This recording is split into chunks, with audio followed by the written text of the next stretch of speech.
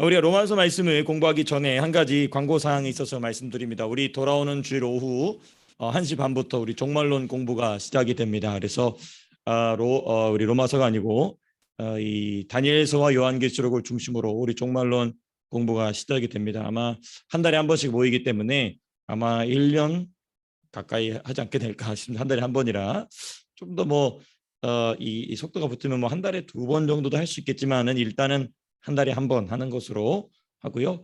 그다음에 되도록이면은 이 중계는 하지 않는 쪽으로 녹화를 해서 유튜브로 올리더라도 한번 녹화는 하지 않고 하고 현장에서 진행하도록 하고 나중에 유튜브로 또 나중에 또 필요하게 되면 줌을 켜겠지만은 일단은 이렇게 하도록 하겠습니다. 또 그밖에 궁금하신 사항도 있으시면 언제든지라도 말씀해 주시면 감사하겠습니다. 우리는 이제 계속해서 로마서 8장의 말씀, 우리가 지난주에는 로마서 8장의 구조를 좀 살펴봤습니다. 그렇죠? 지난주에 우리 로마서 8장의 구조 잠깐만 대짚어보고 우리 오늘 8장 서론 부분 같이 공부하시도록 하시겠습니다.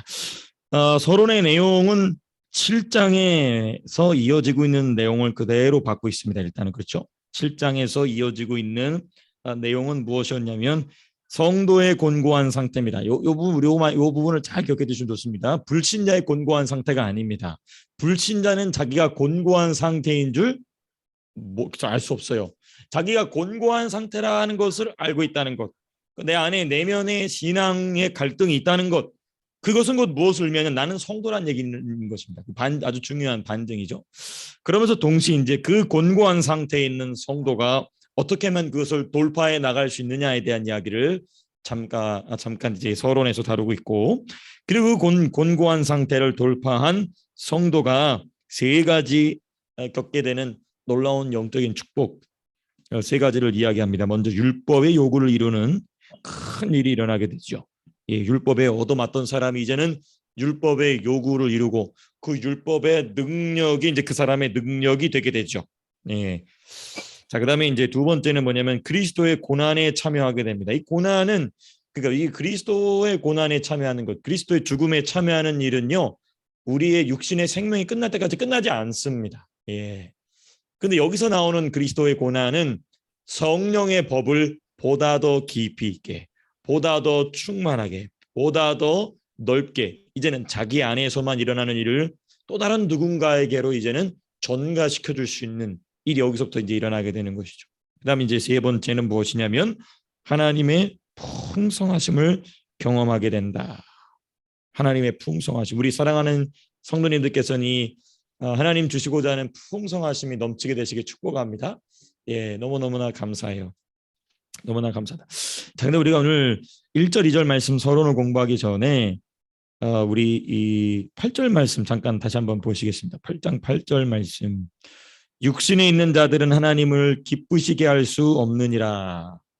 여기서 말하는 육신에 있는 자들은 어떤 자들일까요? 2부류의 사람입니다. 제가 잠깐 짚고 나중에 우리가 이 부분 자세히 공부하고 있지만 육신에 있는 자들은 기본적으로 바울 서신을 비롯한 신약 성경에서 육신에 있는 자들이라고 얘기할 때에는 어떤 자들이냐면 불신자들을 의미합니다. 일단은 자, 그런데 제가 이 말씀을 갑자기 탁 픽업을 한 이유가 오늘 계획이 없던 얘기지만 오늘 맥락과 아주 중요한 맥락이 닿기 때문에, 그러면 과연 바울은 여기서 불신자를 불신자가 하나님을 기쁘시게 할 수 없다는 얘기를 하기 위해서 이 말씀을 여기다 적었느냐? 아니라는 것입니다. 성도인데도 불구하고 어디에 처해 있는 자? 육신에 거해 있는 자. 그를 7장식으로 얘기한다면 뭡니까? 어디에 있습니까? 23절이군요. 내 지체 속에서 한 다른 법이 내 마음의 법과 싸워 내 지체 속에 있는 죄의 법으로 나를 사로잡는 것을 보는도다. 성도인데도 불구하고 죄의 법에 사로잡힐 수 있다는 것을 7장에서 분명히 얘기하고 있습니다. 그렇죠? 그 죄의 법에 사로잡힌 상태를 로마서 8장 8절에서는 뭐라고 얘기냐면 육신에 있는 자들이다라고 이야기하고 있는 것입니다. 자, 그러면 이제 2가지 제가 말씀드렸죠. 육신에 있는 자들이라는 표현에 있어서 이 8장에서는 어디에 더 무게감을 두고 있을까요? 전자인가요? 후자인가요? 후자입니다. 전자에 대한 얘기는 이미 언제 끝났죠? 1장, 2장에 다 끝났습니다. 그러니까 우리는 여기서 아주 중요한 발견을 해야 됩니다. 예수 믿고 있는 나도 얼마든지 육신에 있는 자처럼 행동할 수 있구나. 그러므로 누구에게 기쁨을 드릴 수 없다? 하나님께 기쁨을 드릴 수 없게 되는구나. 이 부분을 우리가 깊이 있게 묵상하게 되는 것이죠. 제가 이 말씀을 왜 드리냐면은 이 서론에 있는 1절, 2절 말씀을 정말 죄송한 말씀입니다만은 정말 대부분은 이것을 이제 막 구원받은 사람에게 적용시킵니다. 이제 막 구원받은 사람에게 1절, 2절을 적용을 시켜요.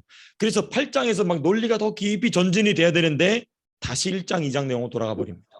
많은 경우가 있어서. 그래서 이제 우리가 이제 그 맥락을 좀 살펴보면서 이제 1절, 2절 말씀을 좀 자세하게 살펴보도록 하겠습니다. 예, 13절. 네, 어떤 부분 때문이죠? 예. 예, 그렇죠. 그러니까 이게 아주 특이한 부분입니다. 너희가 육신에게 져서 육신대로 살면 반드시 뭐 할 것이냐? 죽을 것이로 돼라고 되어 있어요. 그럼 여기서 이제 죽는다는 게 뭐냐? 이제 우리가 어제 오늘이었나요? 오늘이었죠. 오늘 본문을 보게 되면은 종들을 맡아서 일하는 신실한 청지기들에 대한 이야기 나옵니다. 그렇죠? 그 신실한 청지기들이 예수님 주인이 늦게 올 거야 라는 얘기는 뭡니까? 주인이 올 거라는 걸 안다는 거예요? 모른다는 거예요?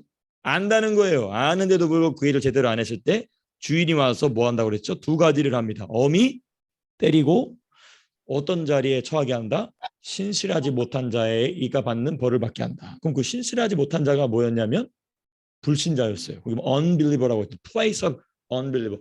그러니까 여기 우리 아주 중요한 구원론의 큰 우리가 신학적으로 가지고 있는 성경적이라는 게 보다는 신학적으로 가지고 있는 어떤 이 무엇입니까? 우리 구원론에 굉장한 도전을 받게 되죠. 그럼 이제 이 부분에 대해서 우리가 어떻게 생각할 것이냐? 너희가 육신대로 살면 반드시 죽을 것이로되 여기서 말하는 육신으로 사는 사람은 누구냐? 혼의 믿음을 가지고 살아가는 사람입니다. 혼의 믿음, 혼적 믿음, 사실상 거짓 믿음이죠. 예.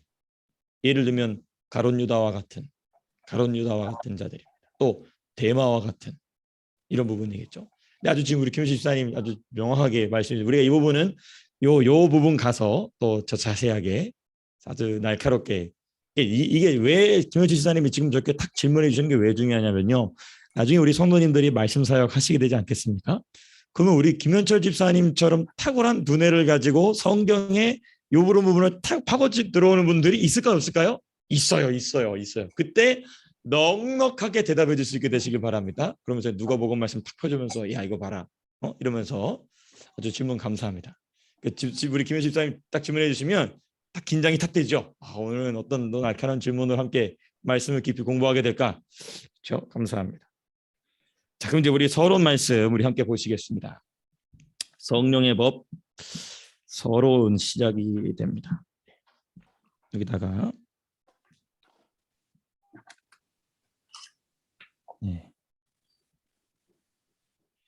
1번 해놓고 1절과 2절 성령의 법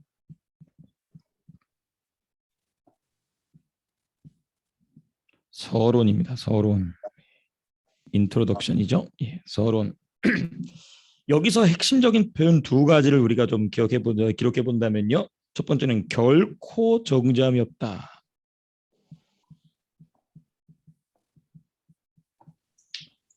결코 정죄함이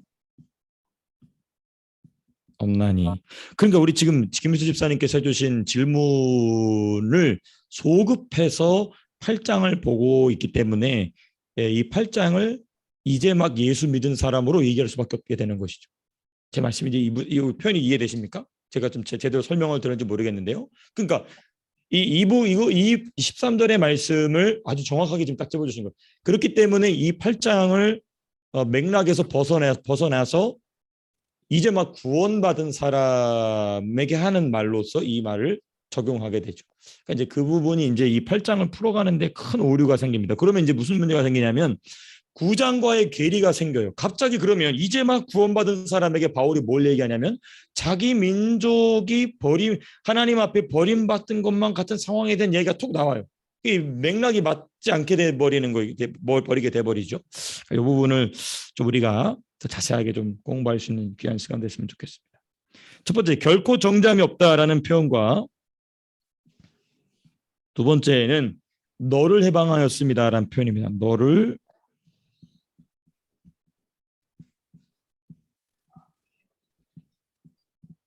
네.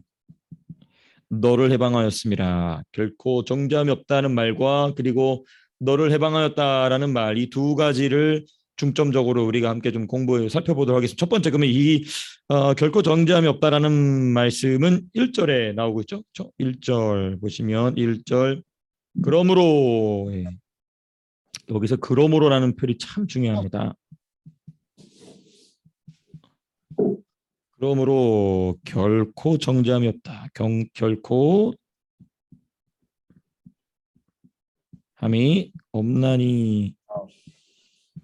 자, 여기서 그러므로라는 이 표현이 사용된 것은 이 말을 듣고 있는 당시 이 로마 교회 성도들이겠죠. 로마 교회 성도들 여러분들도 무슨 말인지 알고 있죠라는 표현입니다. 여기서 그러므로라는 말을 바울이 사용하고 있다는 것은 내가 지금 하고 있는 말, 해왔던 말과 이제 앞으로 하는 말을 잘 알고 있죠라는 얘기입니다. 그렇기 때문에 그러므로라는 얘기를 툭 할 수 있어요. 왜 그러느냐? 이 여기서 이제 이 결코 정답이 없다라는 말은 그 의미를 알아야 돼요. 정죄함이 없다는 말의 의미를 설명하기 위해서 그러므로라는 얘기를 한 것인데요. 여기서 뭐 보통 이 그러므로라는 표현은 그 앞의 말을 받아서 새로 결론을 도출하거나 또는 새로운 주제로 전진해 나가기 위해서 그러므로라는 표현을 사용합니다. 그렇죠? 한 주제를 정리하고 그 주제 내용을 받아서 이어가기 위한 그 문학 그 글을 쓰는 기법이죠. 자, 그런데 왜 제가 이 부분을 중요하다고 말씀드리니 첫 번째 왜 중요하다고 말씀을 드리냐면요. 첫 번째는요. 7장의 결론이 무엇? 7장 후반 부분은요. 성도 안에 뭐가 거하고 있다라는 얘기를 하고 있습니까? 그렇죠. 그렇죠. 성도 안에 죄 또는 뭐가 거하고 있다? 그렇죠. 육적 악 또는 그렇죠. 그 육신에 기생하고 있는 악이 있음을 이야기합니다. 7장 21절 딱 그렇게 20절 21절 나와 있습니다. 정확. 우리 7장 20절 21절 같이 한번 읽어보시겠습니다. 시작. 만일 내가 원하지 아니하는 그것을 하면 이를 행하는 자가 내가 아니요 내 속에 뭐가 있다고요? 죄가 거하고 있다. 또 21절 시작. 그러므로 내가 한 법을 깨달았노니 곧 선을 행하는 원하는 나에게 악이 함께 있는 것으로다. 그러니까 지금 성도 안에 죄가 있다. 우리 김효철 선생님 말씀하신 것처럼 육신이 있다. 그 육체가 있다. 육신이 거하고 육신으로 말미암아 죄가 악이 기생하고 있음을 밝힙니다. 7장에서 그렇죠? 죄가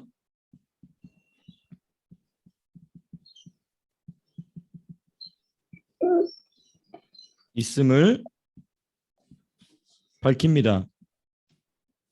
그러므로 지금 8장에서 말하는 결코 정죄함이 없다는 것이 가능하냐는 것이죠.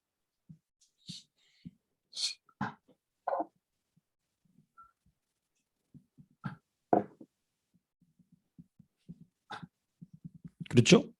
죄가 있는데 죄가 그냥 죄를 짓고 마는 정도가 아니고 뭐 어떻게 하고 있다. 죄가 악이 내 안에 완전히 자리를 잡고 거하고 있는데 8장을 딱 시작하면서 바울이 뭐라고 얘기하냐면 그러므로 결코 정죄함이 없다라고 얘기합니다. 너희 죄가 다 용서받아서 이제는 하얗게 되어서 그러므로 결코 정죄함이 없다라고 말한다면 우리가 일반적인 이해상 이 논리적 맥락의 이해가 될 텐데 실컷 7장에서 심지어 나는 오라 곤고한 자라라고 얘기하는데 8장이 들어와서는 뭐라고 얘기하냐면 그러므로 결코 정죄함이 없다고 해서 말할 수 없는 기쁨의 환희의 선포를 합니다.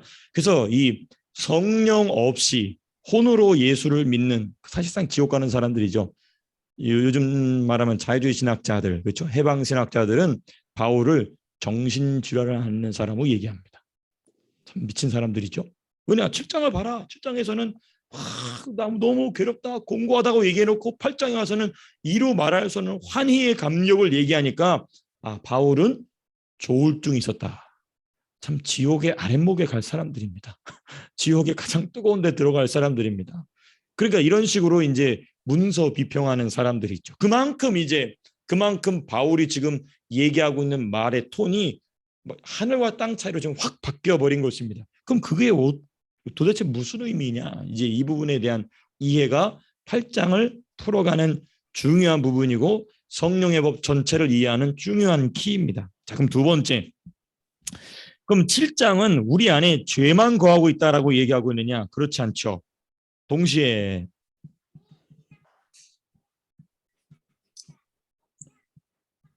7장은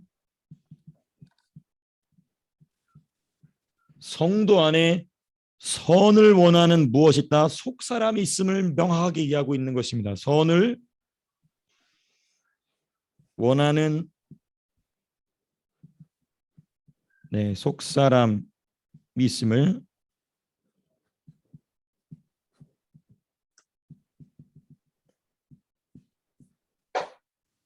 밝힌다. 예. 그러니까 7장에서는 굉장히 무엇입니까? 그 안에 거하는 죄나 악으로 말미암아 곤고한 상태에 있다라는 부분이 무게감이 실려 있지만 그러나 빠지지 않고 나오는 내용은 무엇입니까? 그 악을 끊임없이 거절하는 무엇이 있다? 그죠? 속사람 내가 있다. 하나님이 기뻐하시는 선한 일을 원하는 내가 있음을 계속해서 의도적으로 7장에 마무리해 놓고 그리고 그 속사람으로 하여금 큰 자유와 해방을 누리게 하는 분이 누구다? 이제 성령이라는 얘기를 8장에서 이제 하고 있는 것이죠. 그래서 그러므로라는 말을 하고 있는 것입니다. 그러므로. 그래서 22절에 있는 무엇입니까? 7장 22절입니다. 하나님의 법을 즐거워하는, 그렇죠? 예, 하나님의 법을 즐거워함. 자, 그러면 우리가 이 A와 B 내용을 우리가 이 종합하여서 볼 때에 지금 바울이 얘기하고 있는 결코 정죄함이 없다라는 말의 의미는 따라서 결코 정죄함이 없다.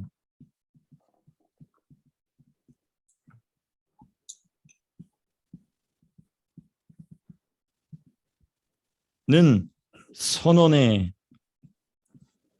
대상은 무엇입니까? 거듭난 성도의 속사람입니다. 예.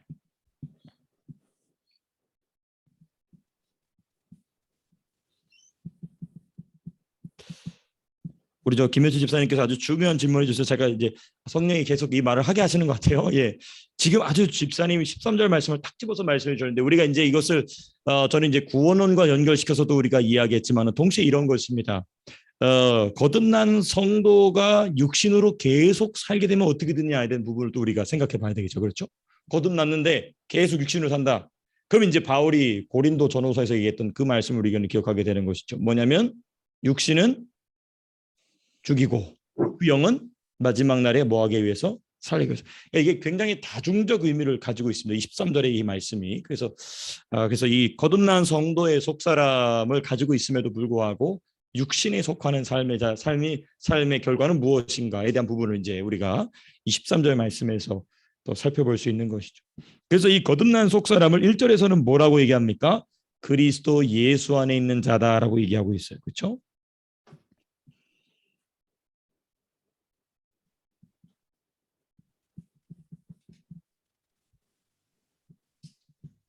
그리스도 예수 안에 있는 자.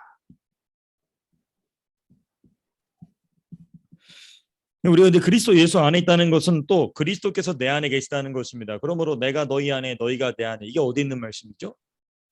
제가 몰라서 여쭤보는 겁니다. 요한복음이죠. 그렇죠? 네. 내 말이 너희 안에 거하면 뭐 이렇게 해서 15장이었던 것 같습니다. 요한복음 15장 그렇죠? 그 15장 7절 말씀. 네, 15장을 달달달달 네, 외우는 뭐 그런 게 있었나요? 자, 오남성에서 했었죠. 아이고 주여 아버지. 네, 하여튼 그렇습니다. 그리스도 예수 안에 있는 자라는 얘기는 곧 무엇이냐? 내가 그리스도 안에 있고 그리스도가 내 안에 계신다. 바로 그 말인 것이죠. 그게 바로 이제 거듭난 성도의 속사람이. 그래서 우리는 여기서 제가 이제 이 말씀을 여러분들과 함께 준비하면서 무엇을 또 다시 살펴보게. 저는 이제 교회사를 참 좋아하는 사람의 한 사람으로서 이 종교개혁자들의 위대함을 여기서 다시는 좀 깨닫게 되는 것입니다. 종교 깜짝아 개구리가 들어온 줄 알았습니다. 네, 종교개혁자들의 위대함입니다. 왜 위대하느냐? 왜 위대한 깨달음, 네, 위대함이 아니라 위대한 깨달음, 네. 그게 뭐냐면요. 이 루터가 가장 먼저 얘기했고 이것을 칼빈이 아주 체계적으로 자리 잡은 중요한 성경의 핵심 교리 중에 하나 뭐냐? 성도는 죄인임과 동시에 무엇이다? 의인이다. 이 기가 막힌 표현을 중세 천년 동안 마귀가 숨겨놓고 있었는데 이것을 루터가 그것을 외치듯이 탁 펼쳐놓은 것이죠. 이 말을 로마서식으로 풀어놓으면 이 말입니다. 자, 죄가 발생하는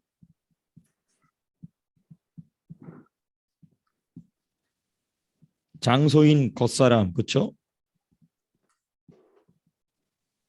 도 나입니다. 그렇죠? 죄가 발생하는 겉사람도 누구죠? 남이 아니고 나여다. 그러나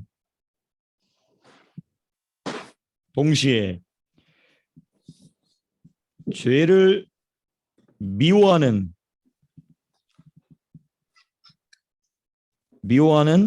속사람도 그쵸? 누구다? 나다. 그러니까 우리는 뭐예요? 죄인이면서 동시에 의인인 것입니다. 근데 지금 바울은 뭘 얘기하냐면 우리 속사람에게는 그러므로 뭐가 없다? 결코 정죄, 그 말을 하고 있는 것입니다.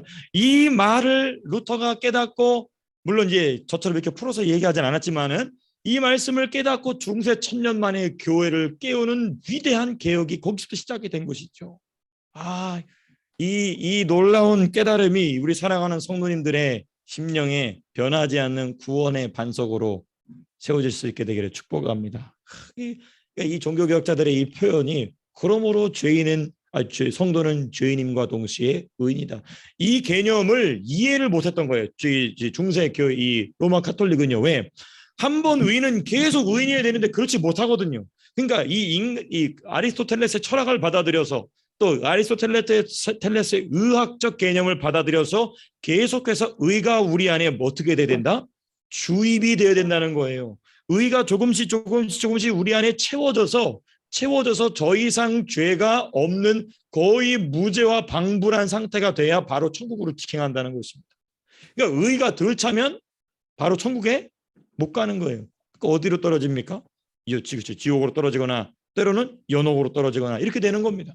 이게 이제 중세 신학이자 철학이 교회를 완전히 망가뜨려 놓는 일이었는데 이것을 중세 천년 만에 이것을 뒤집어 엎었다는 것이죠. 그런 깨달음 하나 때문에 유럽이 지금 그런 복을 받을 자격이 하나도 없지만 그 위대한 조상들 때문에 그런 복을 받고 있는 것이죠. 저 여러분들이 그런 조상들로 세워지시게 되시길 축복합니다. 그래서 우리 조상들은 악한 시대를 살지만 저와 여러분들 때문에 하나님이 다윗을 기억하사라는 그 표현처럼 우리 이 은지를 기억하사, 은지를 기억하사 주께서 우리 은지 후손들을 복되게 하시는 역사가 있기를 축복합니다. 아멘. 그렇지. 아멘 했어요. 네, 그렇죠. 예. 예. 그렇죠.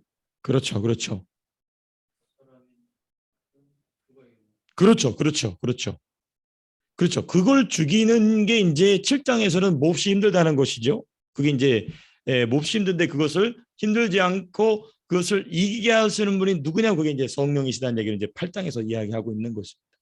그러니까 우리는 점점 8장이 이제 막 예수 믿은 사람에 대한 얘기가 아닌 것을 우리는 점점 알아가는 것입니다. 근데 이제 많은 경우에 있어서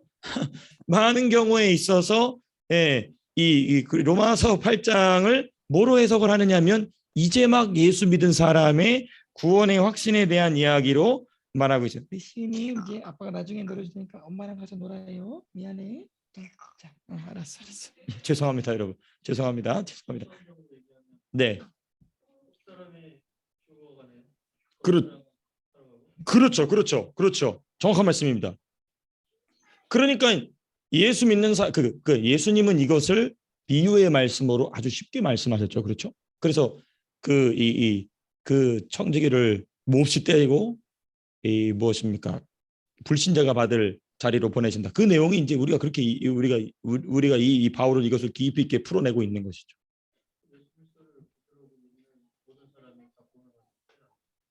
그러니까 이제 우리가 이제 그 부분에 있어서 이제 난처한 이제 우리가 주제가 되지만은 명확한 것은 무엇이냐? 이 13절에 있어서 우리는 어떤 기준을 먼저 이야기하느냐? 바로 그 무엇입니까? 한 번 얻은 구원은 취소되지 않는다. 그러니까 우리 13절은 이 말씀을 먼저 우리는 어떻게 봐야 되냐면 우리 육신을 주께서 치시는 그러므로 우리의 속사람을 구원해내시는 거기로 우리가 무게감을 두고 봐야 되겠죠. 그러나 제가 아까 첫 번째 먼저 말씀드렸던 답변도 성경에 또 동시에 말하고 있는 부분이기 때문에 우리가 쉽게 무시하기는 어렵다. 그래서 제가 이 말씀 13절이 다중적이다라고 이제 말씀드렸죠. 다중적이다. 같은 방향을 가고 있으나 좀 다중적인. 네. 네, 네, 그렇죠. 종들. 네, 네. 네, 네, 그렇죠. 네, 네, 네. 그렇죠. 그렇죠. 주로 그렇죠. 그러니까 아, 이 주로 목사님이나 이 신학교 교수들이나 선생된 자들이 그래서 지옥을 많이 가겠죠. 주님 물론 이제 주로라는 표현 참 중요합니다. 주로. 예. 평신도 성도님들 중에서도 그래도 이제는 말씀으로 섬길 수 있는 위치에 왔음에도 불구하고 그 일을 감당하지 않는 자도 당연히 포함이 되겠죠. 그러나 집사님 말씀하시고 또 성경이 이야기하고 있는 것처럼 그래서 지옥에 가보면은 예수 믿는 것 같았는데 와본 사람 보면 대부분 목회자들이 이제 숫자가 많죠. 예, 예,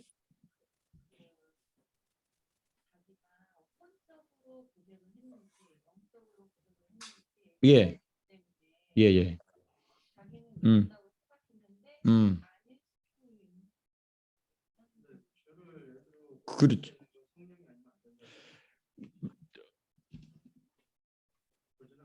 예, 예. 근데 이런 경우는 있어요. 이런 경우는 있습니다. 예를 들면 우리가 이제 하나님께 버림받은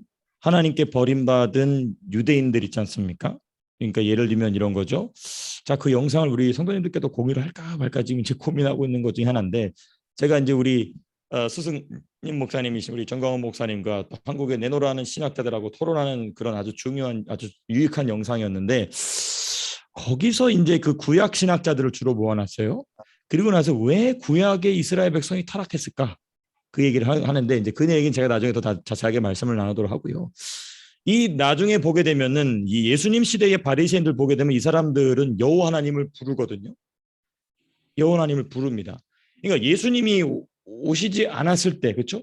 예수님이 오시지 않았을 때는 그들의 구원의 유일한 방법은 하나님의 이름을 부름으로써 구원을 받는 것이거든요. 하나님의 이름을 그 사람들은 불러왔어요. 무려 400여 년 동안. 근데 하나님 버리시는 시대가 돼버렸거든요. 그러니까 여기서 우리는 뭘 보게 되냐면 성령이 아니시고는 주라 고백할 수 없다라는 그 맥락을 우리가 좀 다시 한번 살펴봐야 되겠지만은 성령이 아니고서 그럼 성령이 우리로 하여금 주라고 고백을 시작하게 하시는 부분은 어디입니까? 7장 8장 로마서 7장 8장을 볼 때 속사람이죠. 그렇죠? 그러니까 속사람으로부터 말미암은 신앙의 고백이 나와야 된다는 것이죠. 근데 이제 이것이 분위기나 아니면 그러니까 이 부분은 참 다루기 어렵고 아주 민감한 부분이기 때문에 조심스럽게 우리가 제가 말씀을 드리지만은 우리가 구약에 또 특별히 예수님이 나타났음에도 불구하고 예수님을 받아들이지 않고 하나님을 섬긴다라고 착각했던 이들의 모습을 보게 되면 이들의 신앙은 분명히 혼적인 신앙이었어요. 분명히 혼적인 신앙이었습니다. 그러니까 이런 점을 볼 때 주님을 주로 고백한다는 것은 분명히 성령으로 고백하지만 그 고백이 얼마든지라는 표현은 좀 조심스럽게 써야 되겠군요. 얼마든지 이 마지막 때에 이 성령이 밀어내시죠. 왜냐하면 가룟 유다가 그랬거든요. 가룟 유다도 심지어 뭐도 쫓아냈습니까? 귀신을 쫓아내는 일을 하기도 했어요. 그렇죠? 심지어 귀신을 쫓아내는 일도 했습니다. 귀신을 쫓을 때 누구의 이름을 쫓아냈다고 우리 누가복음 말씀에 나왔죠? 예수 이름으로 했단 말이에요. 예수 이름으로 귀신을 쫓아내는 일에 가롯 유다도 같이 했어요. 그러니까 이 부분을 볼 때 아하 이런 부분을 볼 때 우리가 대원칙은 그겁니다. 예수님을 주로 고백하는 것은 오직 성령으로만 한다. 맞습니다. 정확한 표현입니다. 그러나 성령으로 고백했는데도 불구하고 구원이 취소된다? 그런 일은 없겠죠. 그런 일은 없습니다. 그러나 자기의 혼으로, 그렇죠? 자기의 혼으로 얼마든지 그 일을, 심지어 귀신을 쫓아내는 능력도 나타낼 수 있다는 것이죠. 이런 점을 볼 때 저는 예정론을 강하게 믿는, 하나님께서 이미 우리 구원을 예정해 두셨고 그것은 누구도 흔들 수 없다라는 분명한 성경의 가르침을 강하게 믿는 사람으로서 이 부분을 우리는 어떻게 풀어갈 것이냐, 이건 뭐냐, 혼적인 믿음이라는 것입니다. 그 영적인 믿음이 아닌 것이죠. 예, 예, 음,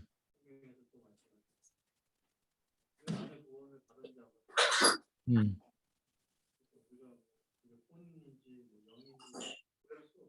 음,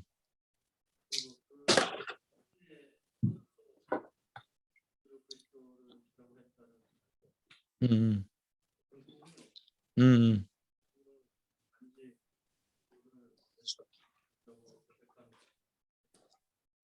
그렇죠.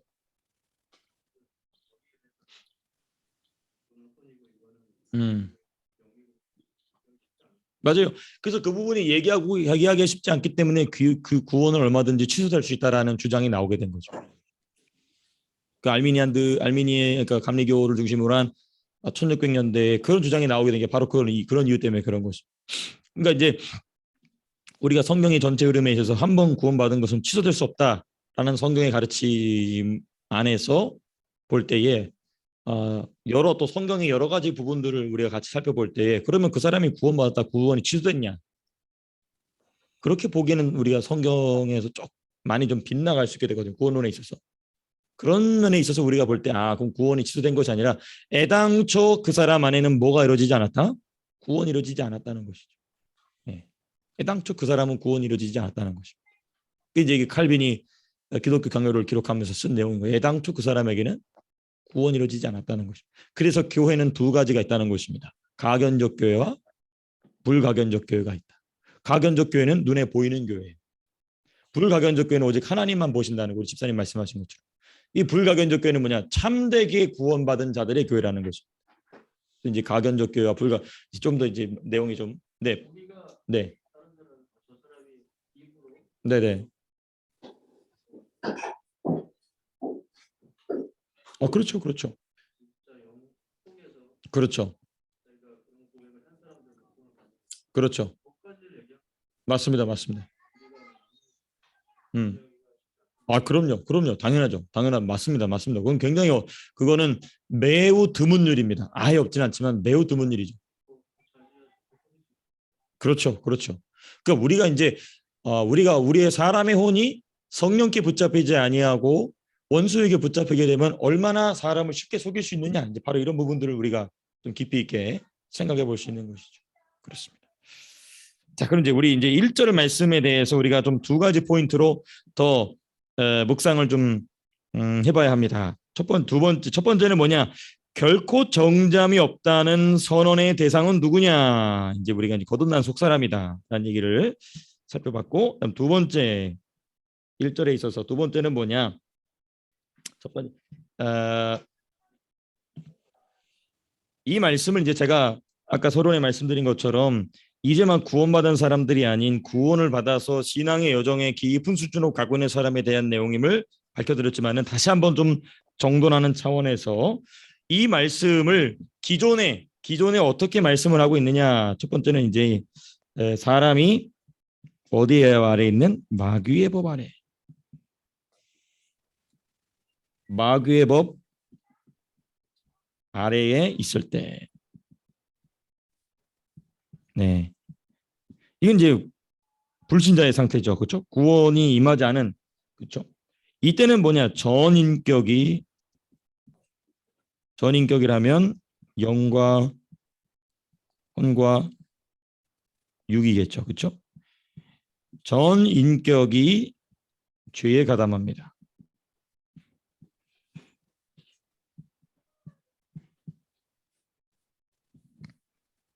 자, 근데 두 번째 부분은 무엇이냐?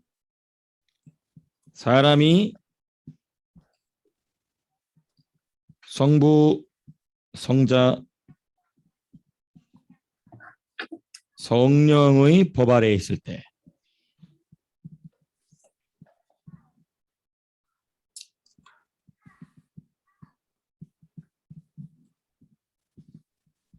법 아래에 있을 때는 이제 무슨 일이 발생하느냐? 거듭난 영이 죄에 가담하지 않게 됩니다. 그렇죠? 거듭난 영이 죄에 가담하지 않는다. 그래서 우리가 비록 육신을 대로 산다 할지라도 그 육신은 하나님의 징계로 죽을 수 있으나 그 영은 구원받게 되는 것이죠. 불 가운데 구원받은 것처럼. 예. 그래서 이제 이걸 좀 정돈해 본다면 이 내용을 정돈해 본다면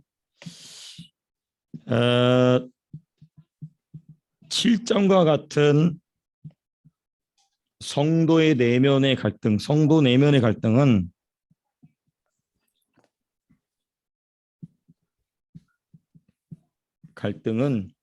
구원받은 자의 표지입니다.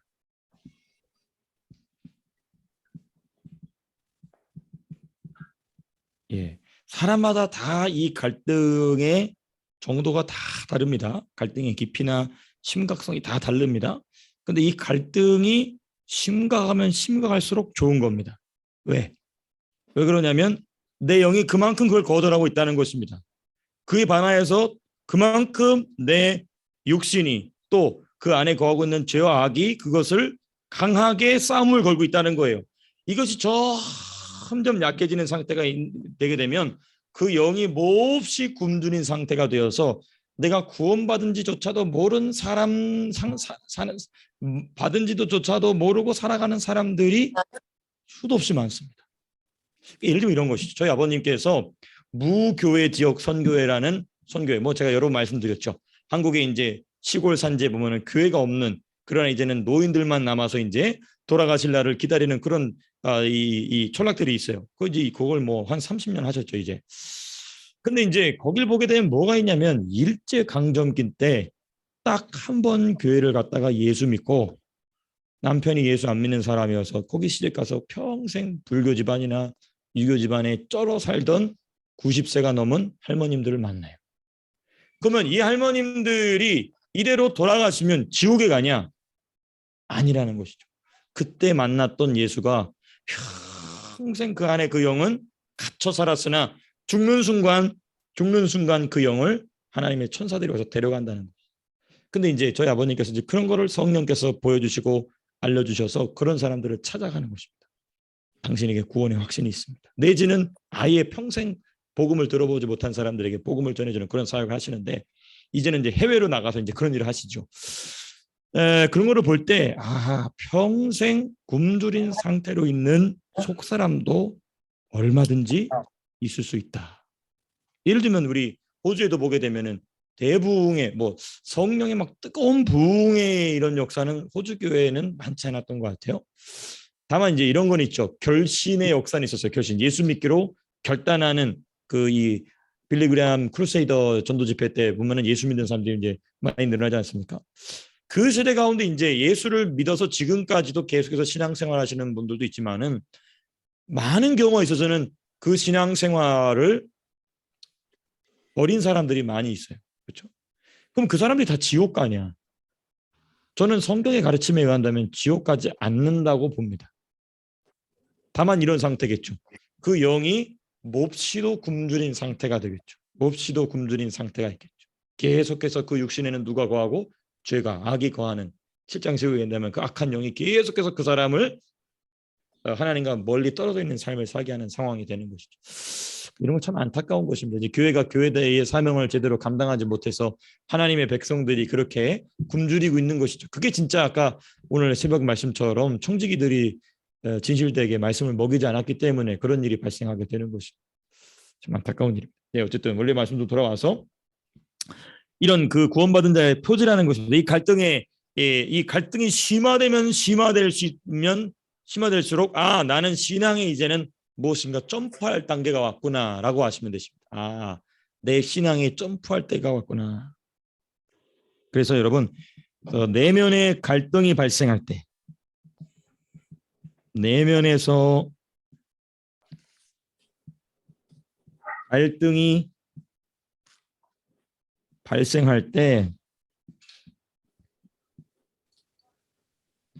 예수님의 뜻대로 선택하게 하시는 성령을 의지하시길 바랍니다.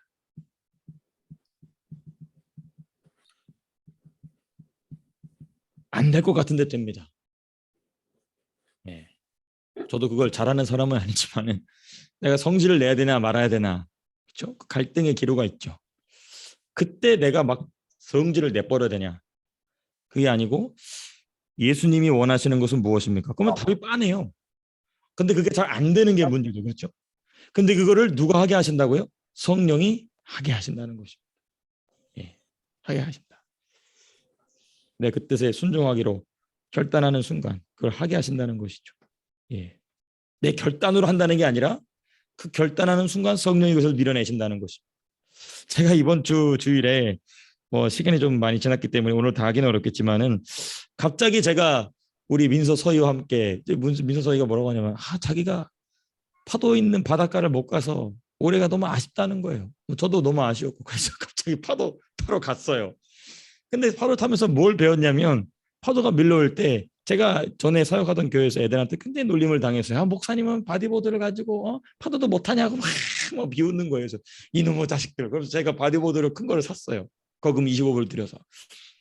근데 바디보드 타는 걸 이제 배웠어요. 이제 근데 어떻게 타냐면요. 파도가 칠 때 파도가 가는 방향으로 내가 먼저 나를 쓱 밀어놔야 파도가 와서 밀고 가더라고요. 제가 거기서 뭘 배웠냐면 그렇지. 성령께서 내 삶을 예수의 뜻대로 인도하시는 게 이런 것 같다는 것입니다. 성령이 원하시는 방향으로, 예수가 원하시는 방향으로 나를 쓱 먼저 던져놔야 성령도 와서 밀어주신다는 것입니다. 이게 바로 지금 내 내면 안에 갈등이 일어났을 때에, 내면 안에 일어날 갈등이 일어났을 때 그것을 예수의 뜻대로 한 걸음 되돌아보십시오. 그리고 나머지 100걸음은 누가 인도하여 가신다? 성령이 쑥 밀어가신다는 것입니다. 그 한 걸음이 중요한 것이죠. 로마 카톨릭은 한 걸음부터 100걸음까지 다 네가 해라 이렇게 얘기하죠. 그런 거 없어요. 그런 거 불가능합니다. 그 한 걸음, 성령이 원하시는 방향으로 한 걸음 쓱 내놨어요. 성령이 쫙 밀고 와서 어디까지 밀고 가시냐면 바닷가까지 쫙 밀고 가는 것이죠. 이번 주에 또 타러 가야 되나? 이제 그런 생각을 하는데요. 네. 날씨가 따뜻해서. 마지막 한 가지, 세 번째 부분까지만 하고 오늘 말씀을 마치도록 하겠습니다. 세 번째 뭐냐? 성도에게 일어나는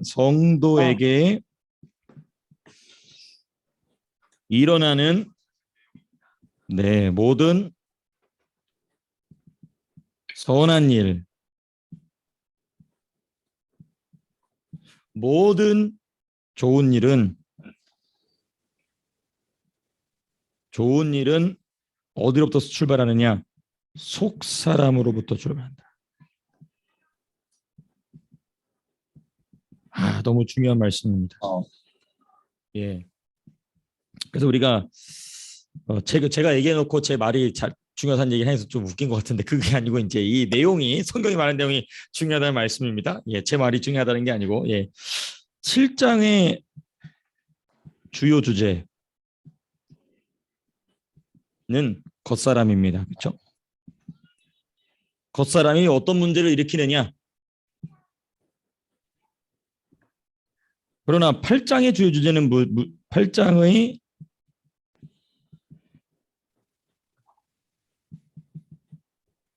주요 주제는 속사람입니다. 속사람이 어떻게 문제를 풀어가느냐, 겉사람이 일으키는 문제를 어떻게 속사람이 풀어가느냐, 누구와 함께? 성령과 함께. 누구 안에서? 그리스도 안에서. 누구의 뜻을 따라? 아버지 하나님의 뜻을 따라. 그 문제를 어떻게 풀어가느냐, 그게 이제 8장에 나와 있죠. 제가 자꾸 우리 아이들의 실명을 거론해서 죄송합니다만은 제가 왜 자꾸 실명을 거론하냐면요, 이게 천국에 가면 다 놀랍게 상급이 됩니다. 그래서 제가 우리 김현철 집사님의 기력의 출발점인 우리 김태현 장남을 이야기를 좀 하고 합니다. 왜냐하면 장남은 그 아버지의 기력의 출발이라고 성경에 기록이 되어 있으니까. 태현이가 밥 먹다가 그런 얘기를 했거든요. 자기 이 페이레이트이 2배로 떴다고. 나중에 듣고 보니까 호주 달러가 아니고 미국 달러랍니다. 이야, 그러니까 걔는 돈을 미국에서 아웃소싱을 받는 건가 보죠. 이야, 그러니까 걔는 아메리칸 스타일이에요. 우리 태연이는. 근데 제가 왜 이 말을 이 부분을 마무리하면서 이 말씀을 왜 드리냐면요. 태연이가 작정하고 이렇게 새벽 예배를 쭉 나오던 그 기간이 있어요. 그리고 또 주일 예배도 계속 잘 드리고 있고. 근데 태연이가 아멘을 할 때에 그 아멘이 목사의 영혼을 와서 탁 터치하는 아멘들이 있어요. 그래서 우리 부흥사 목사님들이 왜 아멘 안 하면 가가지고 옛날에 부흥사 목사님들 보면은 긴 짝대기 돌고 다니는 막 톡톡 뛰지 않습니까? 막 자는 사람 와서 뛰고 막 이러지 않습니까? 부흥사 목사님들 보면은 제가 그 영상으로 봐서 다 알아요.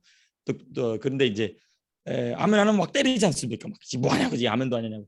근데 그게 왜 그러냐면 그 아멘 소리가 와서 제 영에 와서 탁 부딪힐 때 성령이 복을 가지고 가세요. 그러니까 그게 우리 태연이한테 가서 복으로 나타나는 것입니다. 그러니까 본인이 본인 입으로 얘기하잖아요. 그 목사님 말씀하시는 거 아멘 했더니 나 이렇게 됐다고 자기 입으로 자기가 얘기를 해요. 그 자기 입으로 얘기하는 게 아닙니다. 성령이 밀어내는 말입니다. 근데 제가 이 말씀을 왜 드리냐면 태연이의 그 아멘이 속 사람의 아멘이었다는 것입니다. 참 중요합니다. 그러니까 성도에게 일어나는 모든 선한 일, 모든 좋은 일은 속 사람으로부터 출발한다. 그러니까 그 새벽에 비몽사몽 졸린데도 아멘을 하는 그 소리가 속 사람으로부터 나와서 목사의 속 사람을 터치하니까 성령께서 그것을 축복으로 그 아이의 삶 속에 주시더라는 것이죠. 그러니까 우리가 말을 해도 속 사람으로 말하는 게 너무 중요하다. 우리의 겉사람은 입을 다물게 하고 우리의 속사람으로 말하는 훈련, 속사람으로 기도하는 훈련, 속사람으로 아멘하는 훈련, 속사람으로 사람들을 대하는 훈련이 얼마나 중요한지 그게 우리로 하여금 복을 받게 한다는 것입니다. 그래서 이 말씀을 우리 사랑하는 성도님들께서 깊이 성령께서 더 깊이 그래서 여기까지 하고 마쳐야 됩니다. 죄송합니다. 그래서 이 속사람 그러면 속사람이 자꾸 말하게 하려면 모든 사람은요 힘이 있어야 돼요. 속사람이든 겉사람이든. 그럼 속사람이 어떻게 힘을 얻느냐?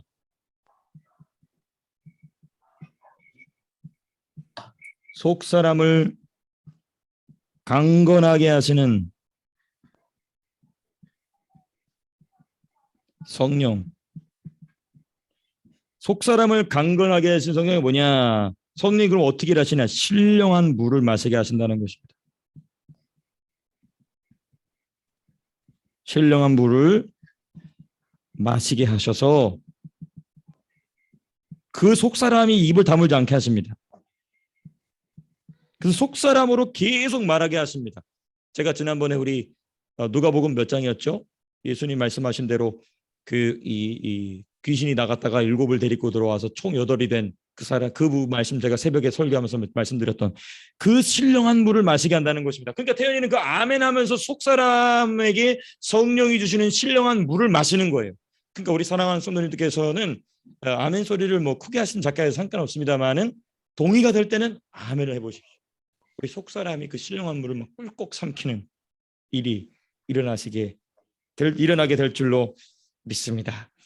네, 기도하고 마치겠습니다.